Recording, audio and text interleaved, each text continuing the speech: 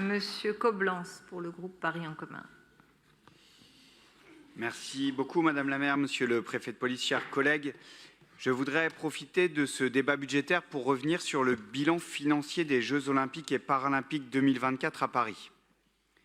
Car aujourd'hui, nous pouvons affirmer que cet événement historique, dont on savait déjà à quel point il avait constitué un immense succès populaire et sportif, est aussi un exemple de responsabilité, de gestion budgétaire maîtrisée et d'investissement durable utile aux Parisiennes et aux Parisiens.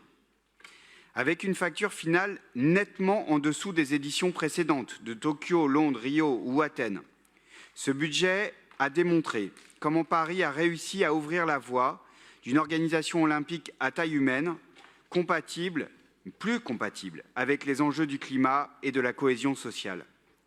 Et pourtant, rappelez-vous, les critiques, les Cassandres entendus pendant des mois, notamment à la droite de cet hémicycle.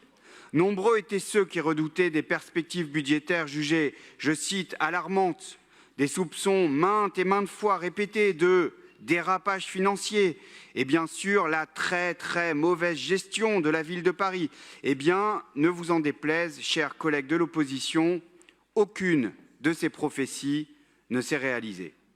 Et ce, en dépit de la crise sanitaire, du contexte inflationniste et des incertitudes géopolitiques que nous avons connues.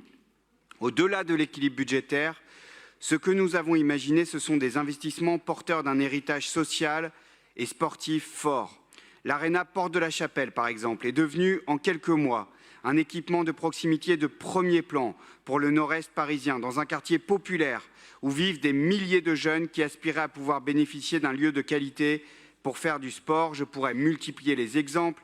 La piscine Valeret dans le 20e, le centre sportif Poissonnier dans le 18e, Max Roussier dans le 17e, des structures de proximité rénovées pour durer, des lieux désormais accessibles à tous, dans lesquels la jeunesse, les scolaires, les associations de notre ville vont continuer à s'épanouir bien après 2024.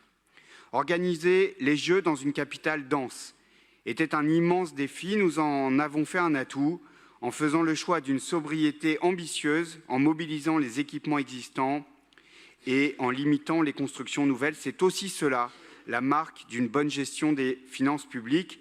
En ce sens, notre budget pour les Jeux olympiques et paralympiques n'est pas une dépense exceptionnelle, c'était bien un investissement pour le service public parisien. Et cette façon de concevoir les grands événements s'inscrit bien dans notre vision politique assumée, irriguant toutes nos politiques publiques, à savoir la recherche de l'intérêt général, la lutte contre les inégalités et la transition écologique. Je vous remercie.